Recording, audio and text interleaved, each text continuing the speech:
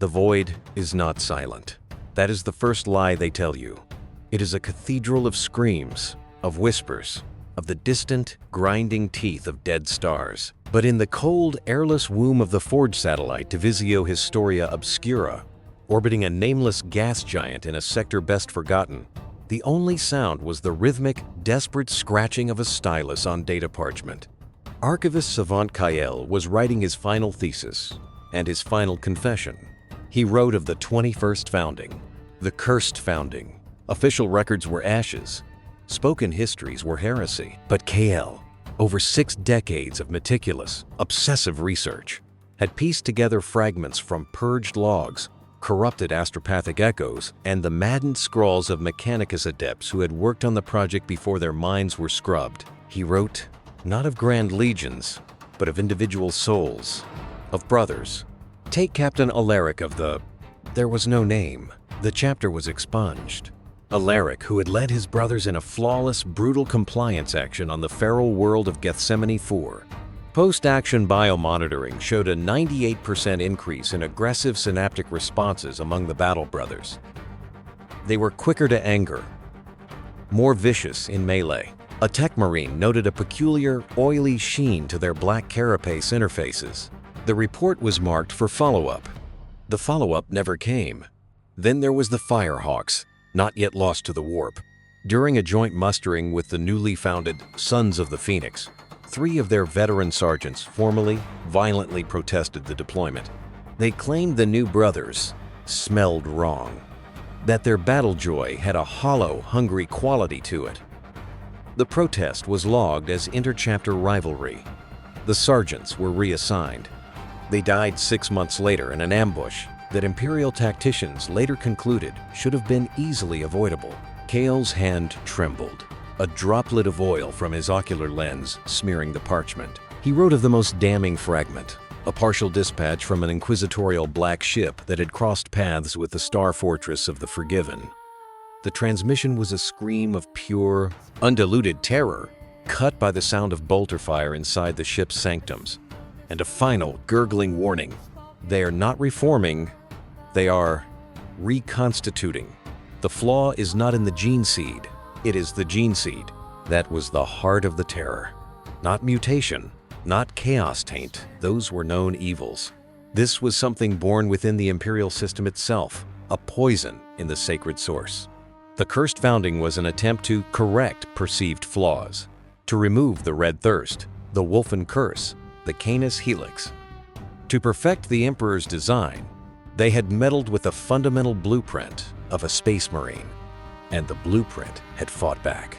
Kael leaned back, the feeble lumiglobes casting his gaunt face in deep shadow. He had connected the disparate tragedies, the uncontrollable rages that manifested not in heat, but in cold, calculated brutality. The reported instances of brothers surviving injuries that should have been fatal, their bodies knitting wrong, with pallid, rubbery flesh. The whispers of chapters that, when besieged, had consumed their own sergeants, not out of madness, but as a tactical biomass reallocation. The Imperium did not fear them because they were failures. It feared them because they might be the next step, a terrifying, amoral evolution of the transhuman, stripped of the last vestiges of humanity that gave the old legions their nobility and their anchor. They were not heroes fallen to darkness. They were something engineered in the dark from the very start.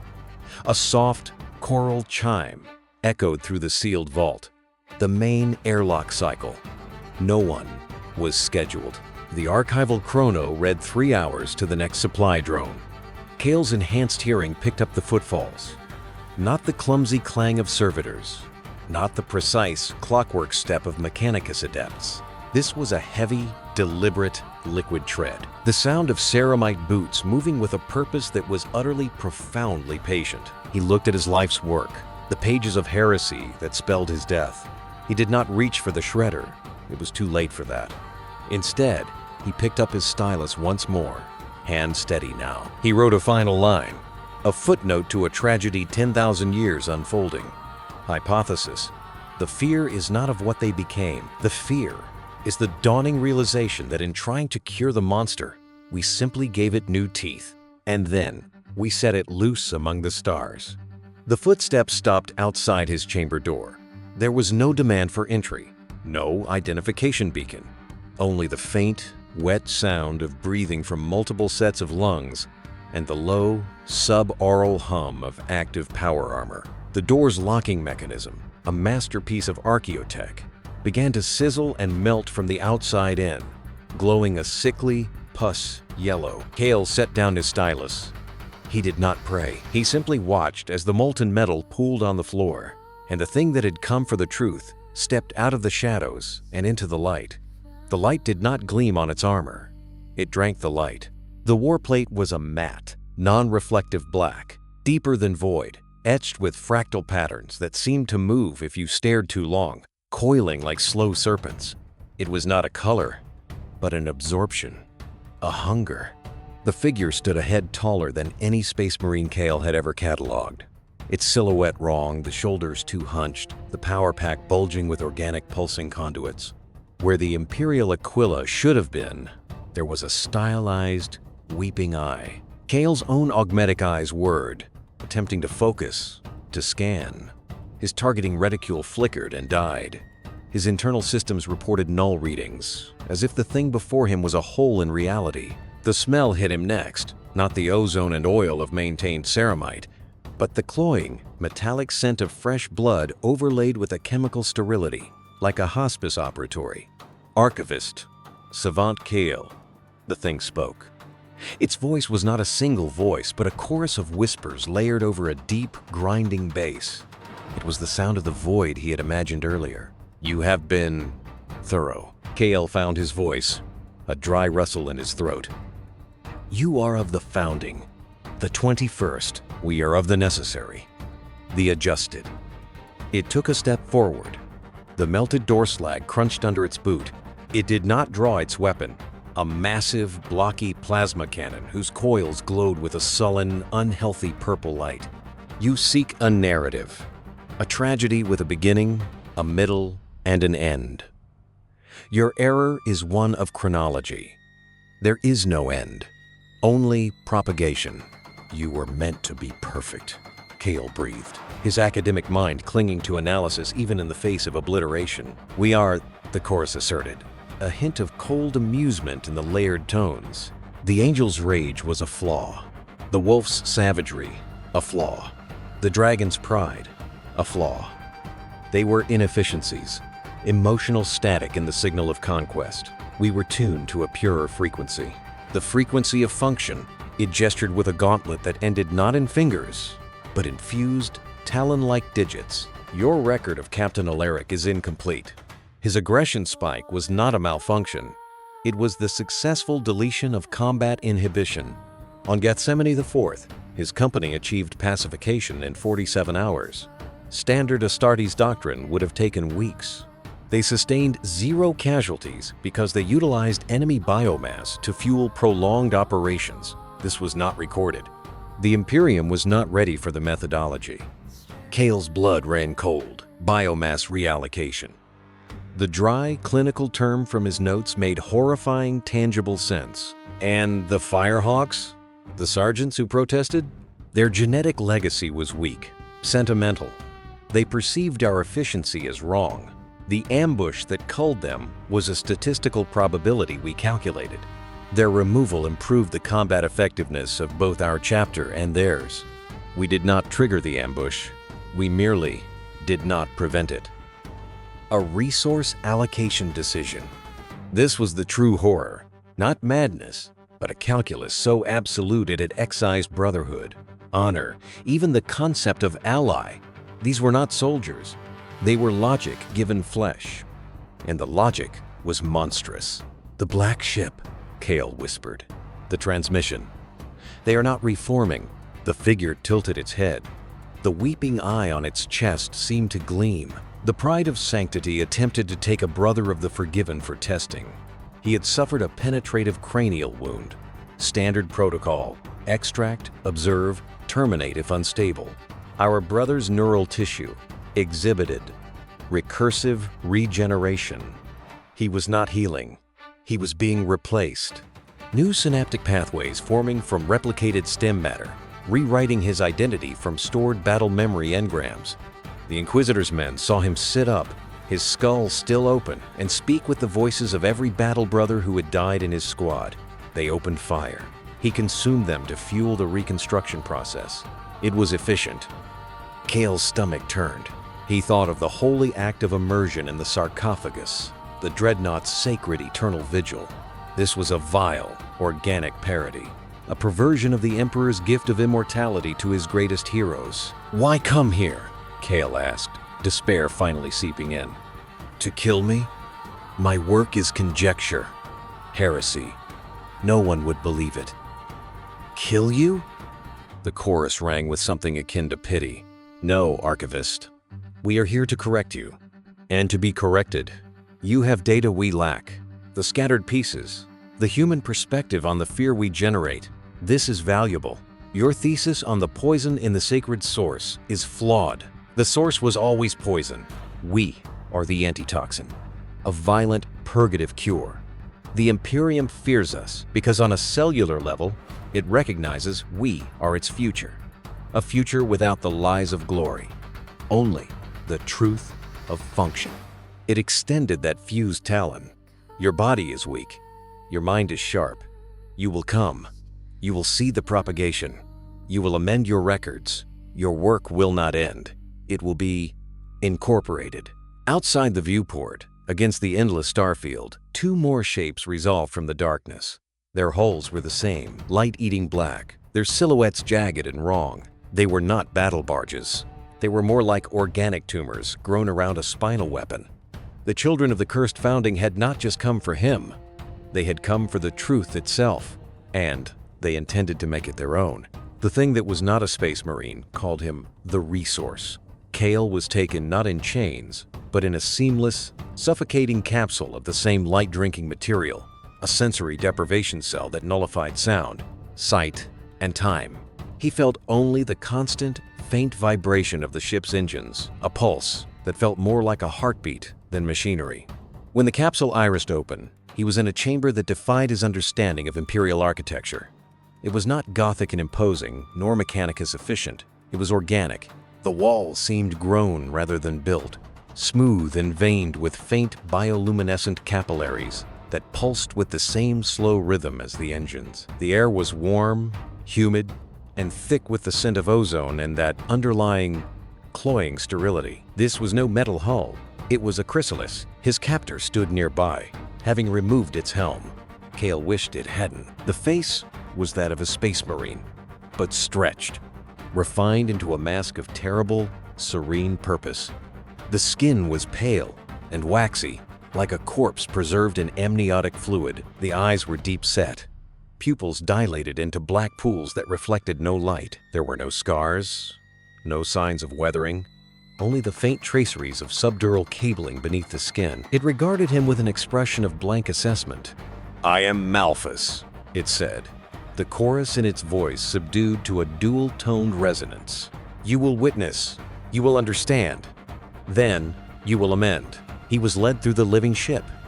He saw others of Malphus's kind. They moved with a terrifying, synchronized economy, never speaking, their communication a series of sub-vocal clicks and data bursts transmitted through the very flesh of the vessel. In a vast chamber that served as an armory, he saw a brother whose arm had been sheared off at the elbow. The brother stood, impassive, as tendrils emerged from a wall orifice, knitting not a mechanical prosthetic, but new, pale flesh and bone over the stump. In minutes, a rudimentary hand formed, clenching and unclenching with a wet, cracking sound. It was not a repair. It was a regrowth. "The flesh is weak," Malphus stated, observing Kale's horror. "But it is also adaptable, redundant. Our Shenshing genetic template allows for controlled, accelerated ontogenesis. A lost limb is a tactical data point, not a lasting impediment." "Where is the line?" Kale whispered, his archivist's mind shattering against the reality. "Where does the brother end and the ship begin?" "A false dichotomy," Malphus replied. "We are the ship. The ship is us, a distributed organism. The Carrion Providence is not our home. It is our exoskeleton, our shared flesh. They arrived at the heart of the vessel. The chamber was dominated by a massive, pulsing column of translucent, gel-filled matter. Suspended within it, linked by neural filaments and umbilical feeds, were a dozen of Malthus's brothers. Their eyes were open, seeing nothing in the physical realm. Data streams in a non-imperial code flickered across the surface of the gel. "The choir of computation," Malthus said, a note of what might have been reverence in its layered voice. "They process, they strategize, they remember every engagement, every casualty, every victory. Their biomass fuels the ship's core logic. Their collective consciousness is our guiding intelligence. When one dies in battle, his memory engrams are downloaded here, and a new body is grown to operational baseline. The template is preserved." The function continues. KL stared, his soul shrinking. This was the propagation. This was the end of the individual, the ultimate perversion of the chapter's sacred bond of brotherhood. These were not warriors who lived and died for each other. They were cells in a body, replaceable, expendable, their memories mere data to be archived. The tragic, heroic death of a space marine, the cornerstone of 100 Imperial sagas, was here rendered a mere logistical event. "You see no tragedy in this?" Kale asked, his voice hollow. "Tragedy is sentiment. We see only cause and effect," Malthus said. "The initial genetic adjustments made during the cursed founding activated latent, recursive sequences in the Shenshin.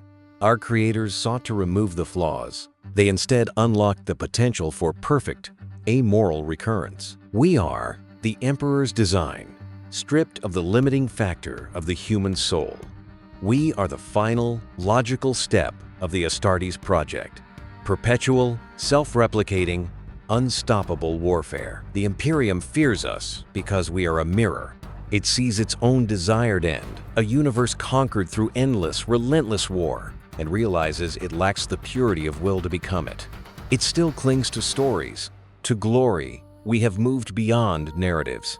Malthus turned its black eyes fully on Kael. "Now, you will amend your thesis. You will document the truth of our functionality. Your work will be integrated into the choir's historical data stack. Your perspective as a baseline human is a unique variable. It will help us predict the fear reactions of the Imperium, and thus overcome them more efficiently." A tendril, soft and warm, extended from the floor, holding a data slate interface. On it glowed Kale's own words, his life's work. It awaited his editorial hand. To edit was to validate. To validate was to become part of the propagation. He looked from the slate to the pulsing choir, to the serene, monstrous face of Malthus. The Imperium's fear was not of a monster in the dark. It was of a future where the dark was not only necessary, but had perfected itself. And it had come to take his voice, his truth, and make it just another nutrient in its growth. Kael's hands hovered over the data slate. The soft glow of his own heresy illuminated his face, a flickering, pathetic light against the consuming organic dark of the chamber. To amend was to surrender. To validate this abomination with scholarly rigor would be the ultimate betrayal not just of the Imperium, but of truth itself. Yet, to refuse was to become biomass, a resource reallocated. He looked up at Malthus. "You speak of efficiency, of removing sentiment, but you sought me out. You went to great tactical risk to extract a single, weak archivist from a forgotten satellite. That is not efficient. That is obsessive. It implies a flaw, a need." The black pools of Malthus's eyes fixed on him. The chorus in its voice tightened, the whispers for a moment gaining a faint discordant edge. "You are a data point of unique value. The risk was calculated and acceptable." "Was it?" Kale pressed, a desperate gambit born of a lifetime analyzing texts for subtext. "You have a choir that remembers everything. You have the tactical wisdom of 10,000 years of propagated consciousness. What does my human perspective offer that your perfect logic cannot compute? Unless..." He let the word hang in the thick air. "Unless the one variable you cannot model, the one flaw your creators failed to erase, is the very thing you profess to despise. The need to be understood, not just feared, But known, the chamber seemed to grow colder. The pulsing of the bioluminescent veins slowed. Malphas was utterly still, a statue of waxy flesh and black iron. For the first time, Kale saw a minute twitch at the corner of its mouth. Not a tick, but a spasm, as if two conflicting signals were fighting for control of the facial muscles. Heretical speculation, the thing stated, but the chorus was now fraying, the bass tone dominant, harsher. "You are the cursed founding," Kale continued, his voice gaining a shred of strength. "Your very name is a mark of shame, of imperial rejection. You can delete the concept of brotherhood from your tactical equations, but can you delete the foundational trauma of being unwanted, of being the mistake the Imperium tries to forget? You have built a perfect, functional existence, yet you crossed the stars to find the one man piecing together your origin story. You didn't come to silence me, you came to an audience."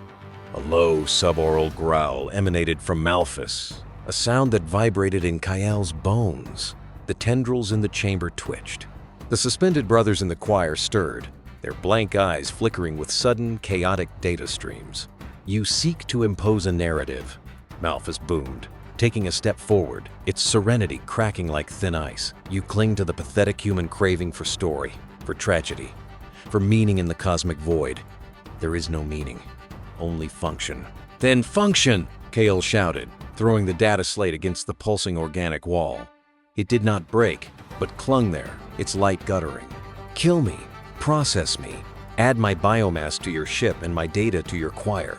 But you and I both know that act will prove my point. It will be an emotional response to a perceived threat to your systemic logic. An inefficiency." Malphas froze, its taloned hand halfway to the sidearm at its hip. The conflict was now visible, a war playing out behind those dead eyes. The human psyche, however deeply buried, however spliced and edited by genetic tampering, was not a switch to be turned off. It was a ghost in the machine, and Kale had just given it a voice. The ship around them shuddered.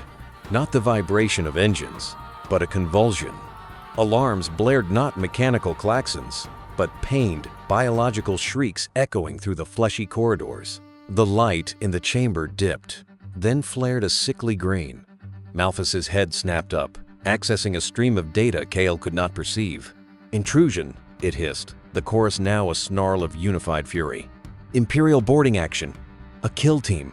"How?" Kale laughed, a dry, broken sound. "You were not the only one listening, Malphas. Your retrieval of me was a calculated risk. But the Imperium watches its own heresies more closely than you know. The Inquisition does not forget. They followed your trail, your need to be known. It led them right to you. The flawless, propagated organism had made an error.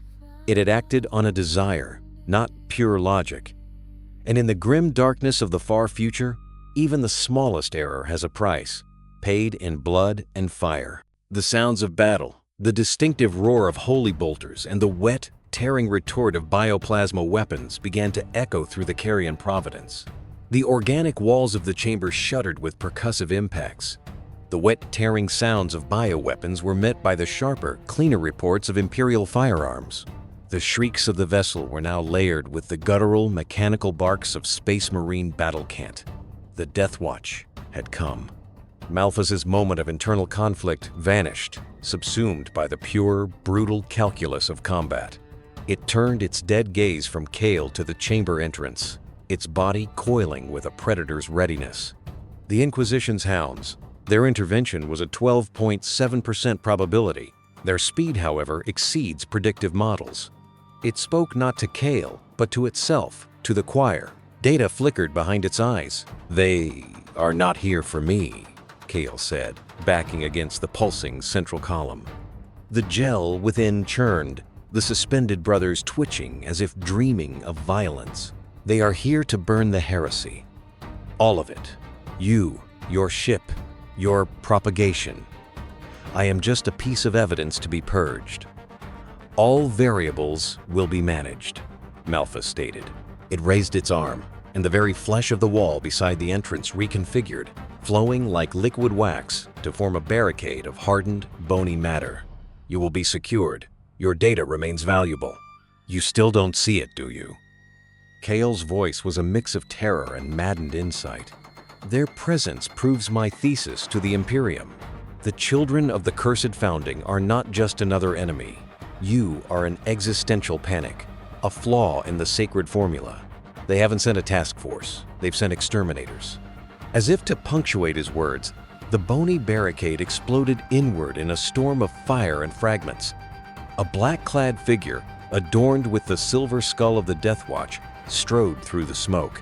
His bolter was already tracking, the red lens of his helmet scanning the chamber. Behind him came two more kill team members, one with the heavy pauldron of the Imperial fists, his storm shield crackling with energy, and another whose green armor and serpentine iconography marked him as a son of the Raven Guard, silent and lethal. Xenos, bioform contamination at extreme levels. The lead Deathwatch Marine voxed, his voice filtered and grim. Primary target located, purge protocol in effect. There was no parley, no demand for surrender.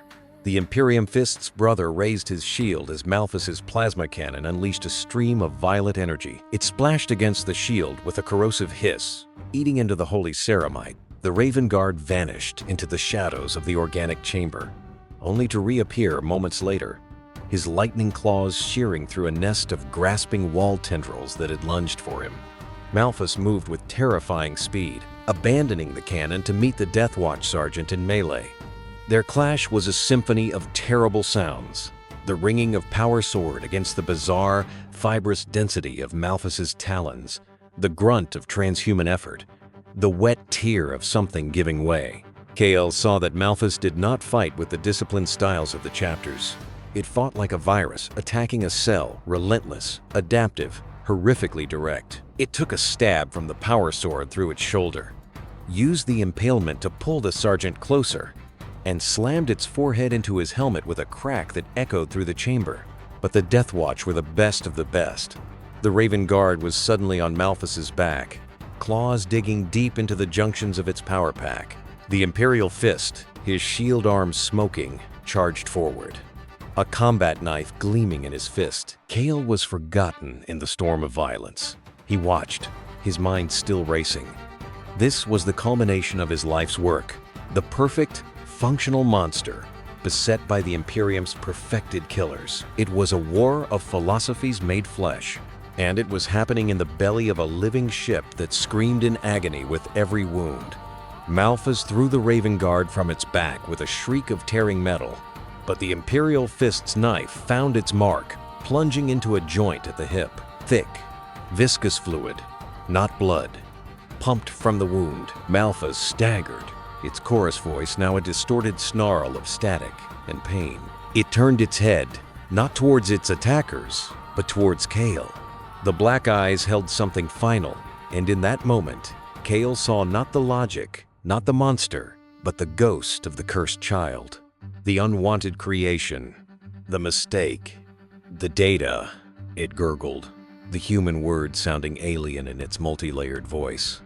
Then the Deathwatch sergeant's power sword took its head from its shoulders in a shower of sparks and dark, syrupy fluid. The headless body stood for a second, twitching before collapsing. But the chamber did not grow still. The choir went mad. The suspended brothers thrashed, their mouths open in silent screams. The central column pulsed erratically, and the walls began to weep a clear, acidic fluid. The ship was dying.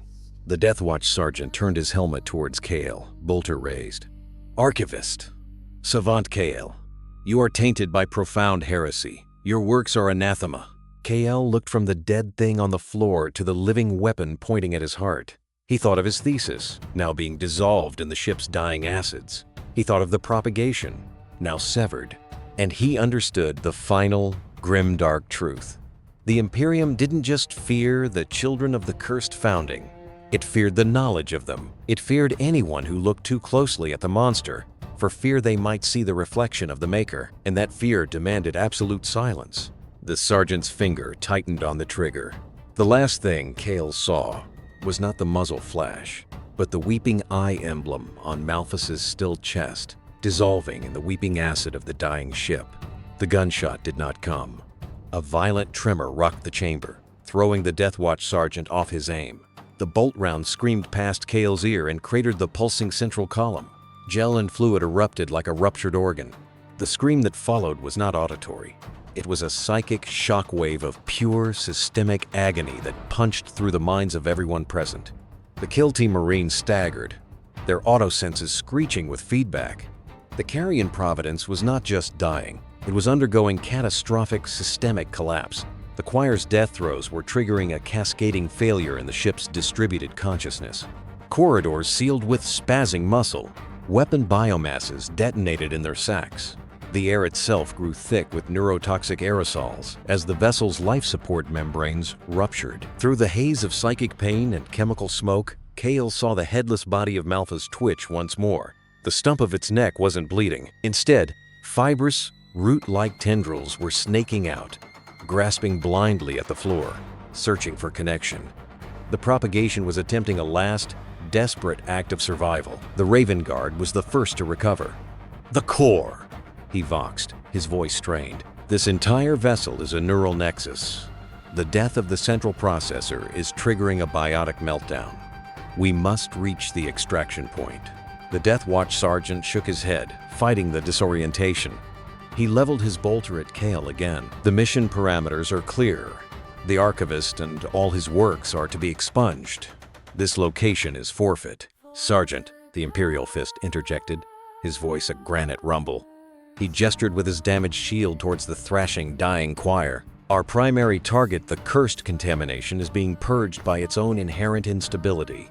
The Archivist is a witness, but this," he kicked the still grasping body of Malphas, "this is the proof the Ordo Xenos requires. A live specimen, even a dying one, is worth 1,000 heresy scrolls.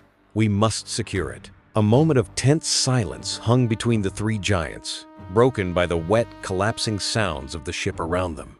The sergeant's helmet tilted slightly, weighing the tactical data. To destroy was the simplest imperative. To capture was a risk, but the potential intelligence on the cursed founding's true nature was incalculable. He gave a sharp, negating gesture towards KL. "The Archivist is secondary. Secure the bioform. We will purge the data core on our way out. Move." They moved with brutal efficiency. The Imperial Fist produced heavy adamantium restraints, clamping them around the twitching limbs of Malphas's corpse. The Raven Guard severed the writhing neck tendrils with precise strikes of his claws. As they hauled the blasphemous body towards the breached entrance, the sergeant turned back to KL. "You," the filtered voice held no mercy, "you will walk. You will see the price of forbidden knowledge. And then you will face the Emperor's judgment. Move, or be left for this ship's digestion." Kale stumbled forward, his mind reeling. He was not being saved. He was being transferred from one captor to another, from the monster that wanted his understanding to the Imperium that demanded his silence. The journey through the dying ship was a descent into a literal hell. The walls bled and convulsed. They passed chambers where other brothers of the Founding had fused with their stations, their faces pressed against the growing flesh in eternal, silent screams. They saw a bioweapon nursery where larval forms writhed and popped in the toxic air. The Death Watch moved through it all like avenging angels, bolters firing short, controlled bursts to clear obstructions of twitching tissue, their holy seals glowing against the psychic miasma. They were disgust incarnate, their every action a ritual of purification against the living heresy. Finally, they reached a secondary hangar bay, where a sleek, angular Death Watch corvette was clamped to the organic hull with magnetic grapples, its hull scorched from fighting its way in. The boarding ramp was down. As they dragged their ghastly prize towards it, the sergeant stopped at a terminal-like nodule of nerve cluster. He attached a melta-charge. "The data core," he stated. "All traces end here." He looked at KL one last time. "Your life's work, Archivist. Watch it burn." He triggered the charge. A sun-bright sphere of heat consumed the nerve cluster, vaporizing it and a large portion of the surrounding deck. The psychic scream that followed was short and final. It was the sound of a history, a terrible alternate path for mankind, being erased from the universe. Kale was shoved up the ramp into the sterile, metallic hold of the Imperial corvette. The last thing he saw before the ramp sealed was the Carrion Providence. its light-drinking hull now hemorrhaging internal light from 1,000 wounds, beginning a slow, cancerous spiral into the atmosphere of the gas giant below. Inside the hold, under the cold lumiglobes, the restrained biomass that was all that remained of Malthus gave one final, shuddering convulsion, and was still. The kill team stood around it, their weapons not yet lowered. Kale collapsed against a bulkhead, empty. The sergeant removed his helmet. His face was grim, scarred, and utterly devoid of the serene purpose that had been Malthus's. It was a face of righteous, unwavering hatred. "The Order will have questions, Archivist," he said, his voice now bare and human, and all the more terrible for it. "You will answer them, and then you will join your research in oblivion. For the Imperium does not fear the cursed founding. It executes it, and it executes the curiosity that gives it a name. There is no story here, only a lesson." The engines of the corvette thrummed to life, pulling away from the dying abomination. KL closed his eyes. He had sought the truth behind the fear. He had found it, and the truth was that in the grim darkness of the far future, there is only war and the absolute, merciless silencing of anything that questions its nature. The silence in the corvette's hold was heavier than the void outside. It was the silence of judgment, of finality, punctuated only by the deep, mechanical hum of the ship's engines and the occasional wet drip from the restrained biomass on the deck. KL sat against the cold plasteel, watching the Death Watch Marines. They did not speak. They maintained a vigilant, weapon-ready perimeter around their blasphemous prize, as if expecting it to resurrect at any moment. The Imperial Fist had produced a sanctified stasis casket from a storage locker, and they were now, with ritualistic care, preparing to seal the remains inside. The Sergeant KL now saw his name etched on his pauldron. Talos observed the procedure, his exposed face a mask of grim satisfaction. A specimen for the vaults of the Ordo Xenos. They will dissect it. They will learn how to better kill its kind. Some truths are only useful as templates for destruction. KL found his voice, a raspy thing. "And what truth will you tell them about me?" Talos turned his cold eyes on the Archivist. "The truth. That you were an adept who strayed into forbidden lore. That you were recovered during a purge of a Xenos-tainted bioship. That your mind has been contaminated by profound exposure. The Ordos will dissect your memories as thoroughly as they dissect that flesh. And then you will be granted the Emperor's peace. It is more mercy than your curiosity deserves." It was the expected answer. The only answer. Kale's life, his decades of meticulous research, were now just a contamination to be scrubbed clean. He was no longer a scholar. He was a symptom. The Raven Guard, who had identified himself as Corrin, spoke without looking up from the stasis casket seals. "The ship's final psychic emission. Did you sense its content, Sergeant?" Talos's jaw tightened. Pain, chaos, the death scream of an aberrant consciousness. "It was more," Corrin said softly, his fingers pausing over a rune. "It was a broadcast, a final recursive data packet, not a scream, a transmission." A chill that had nothing to do with the ship's temperature gripped Kale. Malthus's last words. "The data." Talos was instantly alert. "To where?" The signal was tight beam, directed into the deeper void towards the galactic rim. It contained a massive, compressed data burden. Corrin finally looked up, his dark eyes meeting Talos's. "It transmitted in the moments before the melta charge detonated. I believe it uploaded the core archives of the choir, and likely a full spectrographic and biometric scan of this vessel, including our signatures and his." He nodded towards Kale. The hold's atmosphere turned to ice. The perfect, functional organism had enacted a final, flawless contingency. Even in its death throes, it had propagated the most vital data, the identity of its killers, and of the man who had come closest to understanding it. The children of the cursed founding now knew exactly who to look for. It sent our faces to its brothers. "The Imperial Fist," Brother Dace rumbled, his hand closing around the hilt of his combat knife. "It has marked us." Talos's gaze shifted from Corrin to the now sealed stasis casket and finally to Kale. The grim satisfaction was gone. replaced by a dawning, operatic horror. The purge was not complete. By their very act of victory, they had invited a hunt. They had not contained the heresy. They had given it a new, specific target. "They will come," Kale whispered, the awful symmetry of it all crashing down on him. "You said they don't feel vengeance. You're right. They won't come for revenge. They'll come for retrieval, to reclaim the biomass of their brother, to reclaim the data point me, and to eliminate the variables that now possess forbidden knowledge you. It's not a grudge. It's a resource reclamation and threat neutralization operation." He began to laugh, a hollow, broken sound that echoed in the sterile hold. "That's why the Imperium truly fears them. You can beat them, you can burn them, but you cannot end them.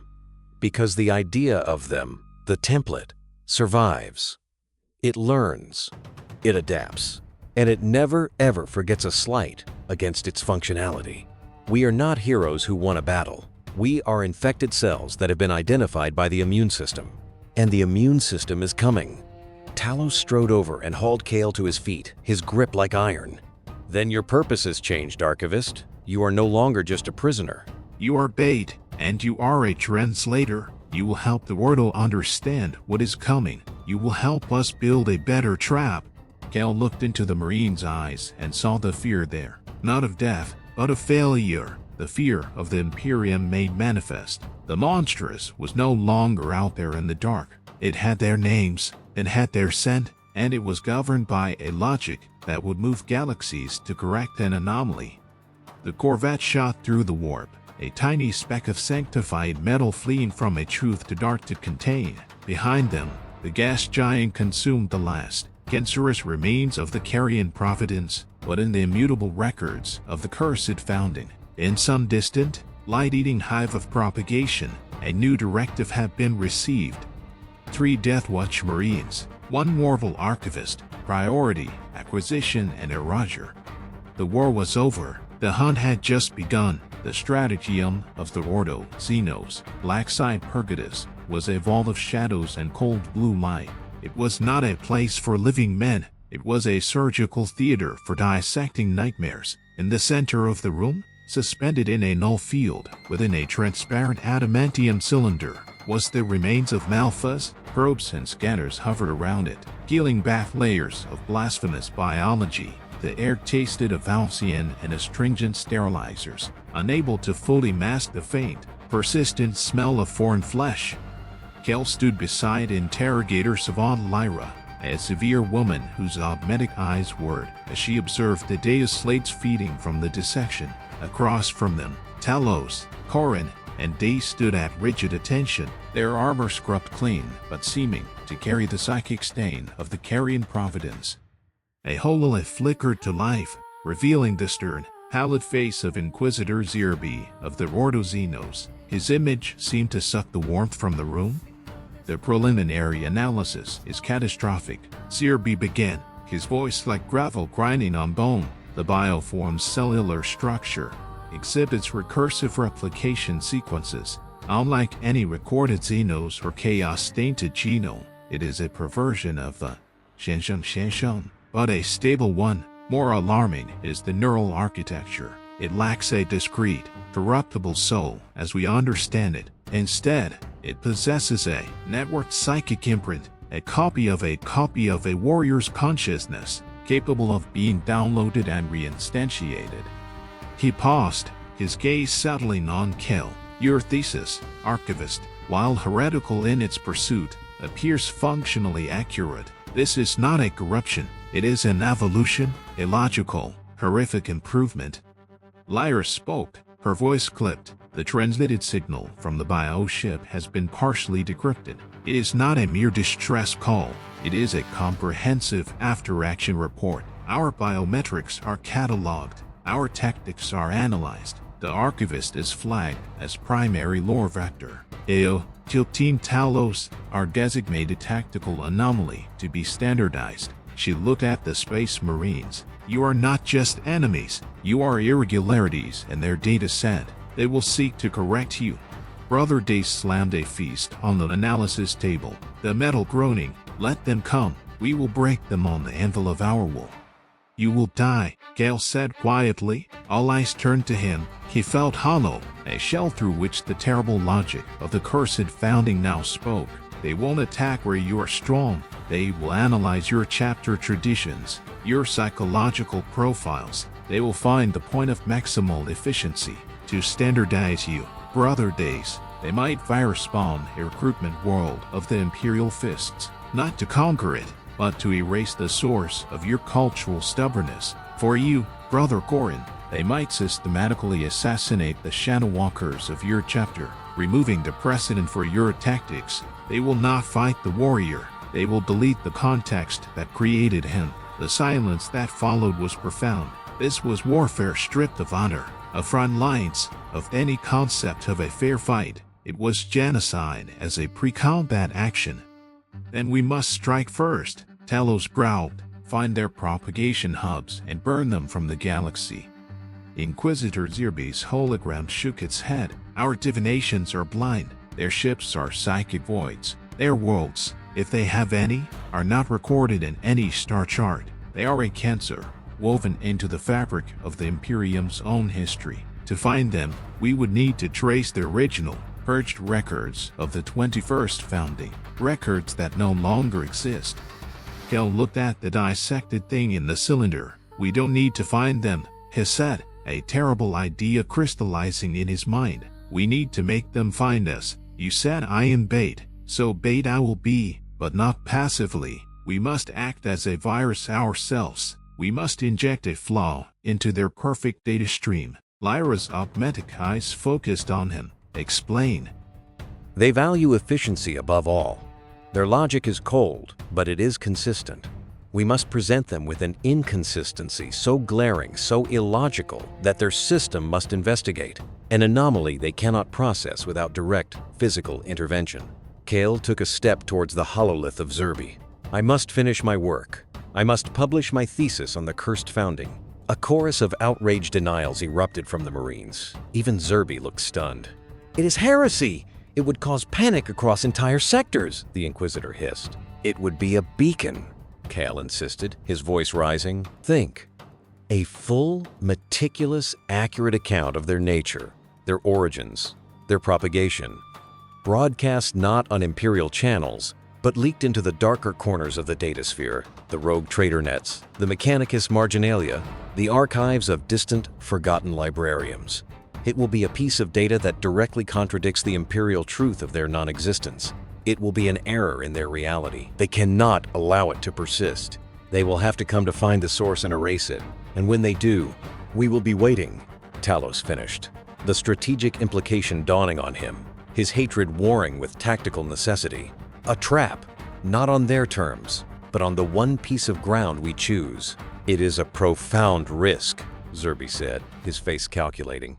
We would be unleashing forbidden knowledge to catch a monster. We already unleashed the monster, Kale replied, looking at Malthus's remains. We just didn't know it. Now, we use the truth as a snare. We turn their greatest strength, their need for a clean, functional universe against them. The decision hung in the sterile air. It was a choice between two blasphemies, allowing a silent, growing terror to persist in the darkness, or lighting a forbidden torch to draw it out, and risk setting the entire galaxy aflame with the knowledge. Inquisitor Zerb's image solidified, his decision made. Do it. Archivist, you will write your final draft. Interrogator, Savant Lyra, will assist you. Kill Team Talos. You will begin preparations. We will select the battlefield. His gaze was as cold as the void. May the Emperor forgive us for the truth we are about to tell. Kale turned back to the data slate, the words of his life's work now taking on the weight of a weapon. He was no longer just documenting fear. He was forging it into a blade, hoping to cut the throat of a future that had already begun. The children of the cursed founding feared nothing, but perhaps, just perhaps, they could be lured by the one thing that mirrored their own existence, a perfectly crafted, logical trap. The forge world of Hephaestus Terrius was a monument to Imperial industry, a Spravling, smoke-choked hellscape of factories and plasma reactors. Its skies, a perpetual twilight of embers and ash. It was here, in the irradiated ruins of the Time's archival Annex Sigma 9 asterisk, that Kyle finished his work. The location was not chosen for its sanctity, but for its profound, screaming obscurity. A place where data went to die, and where a single malignant seed of truth might grow unnoticed until it was too late. Lyra had not merely assisted, she had weaponized his prose. Where Kale had written with the tragic awe of a scholar, she inserted cold, tactical analyses. She cross-referenced his accounts of the Firehawk's sergeants with known deployment patterns, proving the statistical probability of their ambush was a lie. She mapped the biomonitoring data from Gethsemane 4 against known psycho-conditioning thresholds, demonstrating the aggression spike was a design feature, not a flaw. The thesis was no longer a history. It was an indictment and a blueprint. KL sat before a ruggedized, heretical data buoy, its shell scavenged from a traitor's wreck. In its core glowed the sum of his damnation. The propagation protocols, a complete anatomization of the 21st, cursed founding, and its legacy. It contained everything: the genetic extrapolations, the psychosocial analysis, the fate of Malphas, and critically, the location and encryption keys for a hidden data cache on the dead moon of Lethe, where biological samples from the dissection were stored. The bait was not just the knowledge, but the physical proof. "It is ready," Kale said, his voice hoarse. He felt emptied. He had poured not just his life, but his soul into this act of calculated treason. Across the ruined chamber, Talos watched, his helmet off, his expression unreadable. Corrin was a shadow in the rafters, scanning the ashen horizons. Day stood guard at the blasted entrance, his storm shield a wall of ceramite against the toxic winds. "We broadcast, and we become the most hunted beings in the sector," Talos stated. "We already are," Lyra replied, her fingers hovering over the buoy's activation rune. "This merely makes the hunt occur on a timetable we influence. The Inquisitor's fleet is hidden in the cometary halo. The kill teams are embedded in the Factorum hives. The stage is set." She looked at Kale. "There is no returning from this, Archivist. Your name will be anathema. You will be remembered as the heretic who spilled the Imperium's darkest secret, not the man who tried to save it." Kale gave a slow, "Worry not." He had long since passed the point of caring for legacy. All that remained was the grim, dark utility of the act. "Do it." Lyra pressed the rune. The buoy emitted a low, discordant chime, a data burst of pure, unadulterated heresy firing out in a tight, repeating beam. It was not aimed at Imperial hubs. It was aimed at the ghost nets, the pirate Vox channels, the hidden Mechanicus data minus the galactic subconscious where forbidden things fester. The signal would be weak, garbled, easily dismissed as nonsense by most, but to an intelligence that scanned the void for any mention of its own existence, it would be a clarion call, a siren song of catastrophic truth. For 3 days, nothing happened. The tension was a physical weight in the sulphurous air. They monitored the channels. Scattered fragments of the transmission were picked up, debated, and dismissed by rogue traders as madness. A tech heretic on a distant station proclaimed it a revelation before his signal was abruptly terminated. The trap was sprung. Now, they waited for the prey. On the dawn of the 4th day, Corrin dropped silently from the rafters. Contact. Orbital approach. No transponder. No energy signature. It is occluding, appearing on Auspex as a temporary void in the stellar background. Talos clamped his helmet into place. Positions. Remember, they will not attack like an enemy. They will execute like a surgeon. Expect precision. Expect the utterly unexpected. Kale was moved to a central chamber, the ruined cathedral of the Annex main archive, surrounded by mountains of scorched data slates. He was the fixed point, the lore vector. The kill team melted into the architecture. Lyra manned a hidden Auspex station, her voice a whisper in their Vox speeds. "They have breached the upper atmosphere. Descent profile is non-ballistic. They are gliding like a falling leaf. No engine heat." The Annex remained silent, save for the moan of the wind through shattered transsteel. And the darkness at the far end of the archive hall deepened. It was not a shadow cast by light, but an imposition of absolute blackness. From it, 3 figures emerged. They were slighter than Malphas had been. Their armor aimed at Gray, optimized for stealth, not intimidation. Their movements were synchronized, fluid, and utterly silent. They carried long, needle-like rifles and serrated combat blades. Their helmet lenses were dull, dead discs. They did not fan out. They moved in a perfect triangle, covering all angles without a single word or gesture exchanged. They were scanning, analyzing the room, the data mountains. Kill. Scanning complete. Primary target confirmed. Note immediate secondary threats. Architectural analysis suggests high probability of ambush. Proceed with protocol theta. Clean extraction. The voice that crackled on a frequency Lyra had just unlocked was flat, synthesized from multiple sources. It held no tension, only statement. The lead figure raised its needle rifle, not at Kale, but at a load-bearing column 30 meters to Kale's left. It fired. There was no report, only a soft foot. A canister embedded itself in the stone and detonated in a cloud of silent, gray mist. The column, and a large section of the ceiling above where Brother Dace was positioned, began to dissolve, not into rubble, but into a fine, inert powder. They hadn't aimed at the warrior, they had aimed at his cover, converting it from protection to environmental hazard with terrifying efficiency. Dace was forced to move, his bulk crashing down to the main floor. Immediately, the second gray figure fired a canister at his feet. The floor beneath him liquefied into a quicksand of rapidly destabilized plasticrete. It was not meant to kill him, but to demobilize him, to take the immovable object out of the equation.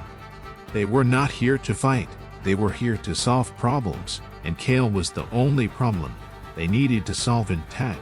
Chaos erupted with silent, surgical precision as they struggled in the mire of dissolving floor. The third gray figure moved. It didn't charge Kale. It raised its blade and threw it. The weapon spun, not towards Kale's heart, but towards a hanging, half-melted lumiclobe chain above him. The blade severed the chain, sending the massive, crackling fixture plummeting down a calculated obstruction to any line of fire or swift approach from Kale's right flank, where Talos was hidden. They were partitioning the battlefield, isolating each threat with the cold logic of a circuit diagram. Talos broke cover, his bolter roaring. The sanctified reports a shocking contrast to the enemy's silence. He aimed not at the figures, but at the ceiling above them, bringing down a rain of debris to disrupt their formation. The lead figure simply sidestepped, calculating the falling trajectories with inhuman speed. It fired its needle rifle again. This shot was a micro-missile that streaked past Talos and impacted a wall of data slates behind him. The canister released not an explosive, but a swarm of insectable nanites that began devouring the plasteel and parchment with a sound like a billion clicking teeth, cutting off his retreat and filling the air with a choking, metallic dust. They were using the environment as a weapon, turning the archive into a digestive tract. From the shadows, Corin struck. He was a blur, his lightning claws aiming for the next seam of the figure harassing Dace. He was fast avant-garde fast, but the gray figure was not fast. It was preemptive. It didn't turn to block. It dropped a small disc from its belt a half-second before Corin arrived. The disc emitted a localized, concussive stasis pulse. It didn't freeze Corin, but it slowed him, turning his lethal strike into a visible, laborious push. The gray figure turned, almost leisurely, and planted a neural shot gauntlet against Corin's chest. The Raven Guard convulsed and dropped, systems in catastrophic feedback. 3 perfect warriors of the Imperium, and in under 10 seconds, one was trapped, one was blinded, and one was neutralized, all without a single close quarters clash. It was a demonstration of supreme, unsettling mastery. The lead figure now walked towards Kel, its step lenses fixed on him. Its comrades kept their weapons, trained on the incapacitated kill team, ensuring no heroic recovery. Archivist Savant Kale, the synthesized voice stated. It was Malthus' chorus, stripped of all character, reduced to pure information. You have disseminated core periphery data. You have become an unstable narrative. You are recalled for integration. Kale stood his ground, his heart hammering against his ribs. Your brother called it amendment. The term is interchangeable. You will be corrected. Your flawed thesis will be edited to reflect operational reality. Your unique cognitive pattern will be added to the choir's predictive models. This is optimal. It reached for him. Its gauntlet was not talon-like Malphas, but ended in fine, surgical manipulators. This was not a frontline warrior. This was a specialist, an extractor. This was the moment, the trap within the trap. Cal didn't flinch. He spoke the code phrase Lyra had implanted in the data burst, the one key to a specific, hidden frequency. The flesh of the father is a weeping wound. The gray figure frowsy, its head tilted. For the first time, there was a flicker in its dead lens as a rapid, confused data scroll. The phrase was nonsense, a non sequitur buried in the lore, but it was also a specific, verifiable trigger. Deep beneath the annex, in a shielded vault the Death Watch had prepared, a captured sliver of Malphas biomatter single, regenerating cell cluster was hooked to a psionic amplifier. The phrase was a psychic key. The cell cluster, still holding the ghost echo of its origin, resonated. It emitted a short, powerful, and wrong psychic signature, the signature of a corrupted, terminate brother, a system error of the highest order. The three gray figures shuddered in unison. Their flawless synchronization broke. They clutched their helmets as the conflicting data screamed through their network. The clean extraction protocol was now contaminated by the direct, psychic evidence of a prior failure. It introduced doubt, and doubt was a virus their system could not compute. Anomaly, the lead figure rasped, its voice glitching. Priority shift, contain, anomaly source. It turned from Kale, its manipulators now targeting the floor, seeking the source of the psychic bleed. It was no longer here for the lore vector, it was here to debug the signal. And that was when the true trap sprung. Inquisitor Zerbe's fleet did no longer lit up the ashen sky with Land's batteries. They weren't aiming at the annex, they were aiming at the sleek, gray lander that had delivered the extraction team, vaporizing it in a pillar of holy fire. Their escape was severed. From hidden compartments in the walls, not more space marines, but 8 servitor skull armed with psi-gemmers and neural scramblers rose, emitting a cacophony of disabling energies tailored to the gray figure's networked consciousness. Talos, coughing through the non-eta dust, raised his boulder, dazed, hauling himself from the mire, roared a challenge. Corin, shaking off the neural shot, vanished into the rising chaos. The children of the cursed founding were no longer the surgeons, they were the patients on the table, and the Imperium surgery was brutal, crude, and utterly, vengefully direct. The lead extractor looked from the sky, to the scrambling servitors, to the recovering kill team, and finally back to Kale. In its glitching, synthesized voice, Kale heard the faintest echo of the ghost he had seen in Alphys the Cursed Child. Faced with the messy, irrational, emotional violence of the universe it was built to supersede. Calculation, incomplete, it stated that it raised its needle rifle, not at a foe, but at its own temple. The needle rifle's discharge was a soft, final thought. The gray figure's head snapped back, a neat, precise hole drilled through its temple. It did not collapse dramatically. Its system simply powered down, the body locking into a rigid, standing pose before tipping over like a felled tree. Its 2 companions, still reeling from the psychic jamming, processed the action in a nanosecond. Without a sound, they mirrored it. 2 more soft reports, 2 more dead marionettes hitting the scorched earth. The battlefield fell silent, save for the crackle of distant lance fire and the hum of the servitor skulls.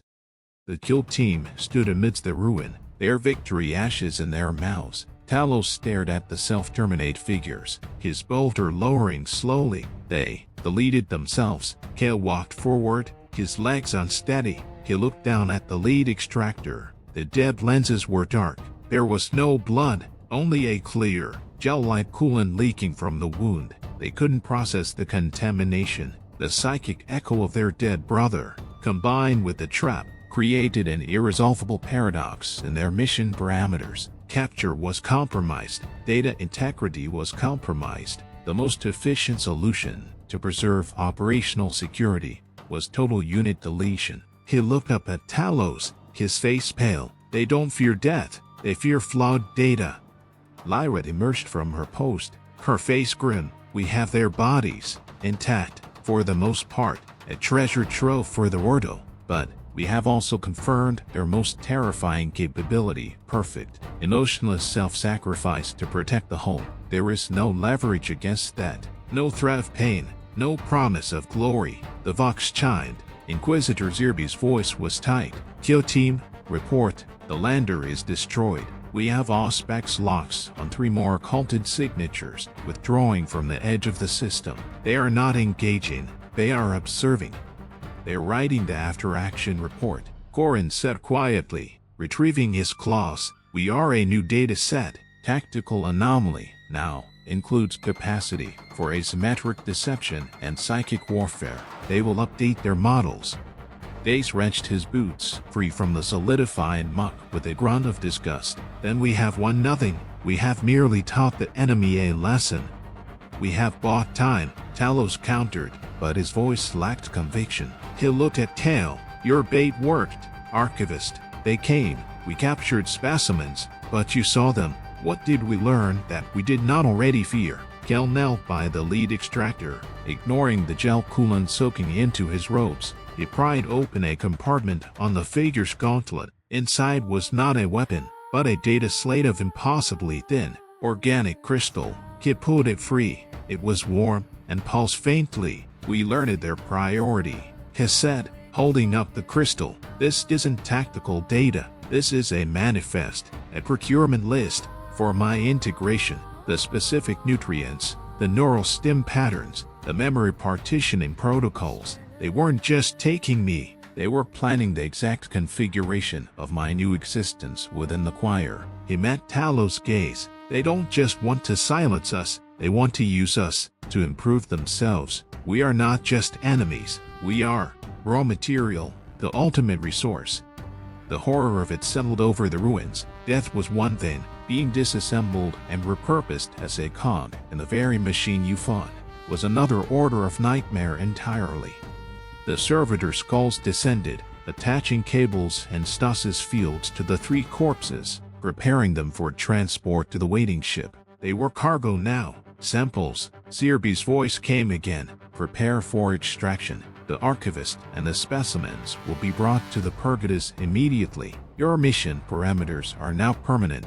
Kill Team Talos. You are reassigned. You are no longer hunters. You are wardens. You will guard the Archivist and the knowledge he represents until a permanent solution is determined.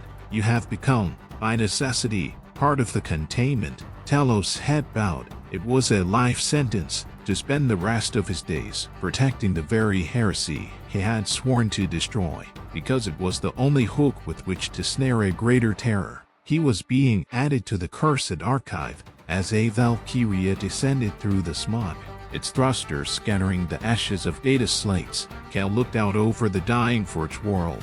He had sought truth and found a trap. He had helped build a bigger trap and caught only a glimpse of the monster's true scale. The children of the cursed founding were out there, learning, adapting, propagating, and now they had fresh, high-quality data on Imperial counter-tactics. He boarded the Valkyrie, the organic data crystal heavy in his hand. The war was not won. It had simply evolved into a silent, dreadful stalemate. The Imperium guarding its darkest secret, and the secret's living children, waiting patiently in the void for the next, most efficient opportunity to correct the error of their own existence. The gunship rose, leaving the ruins behind.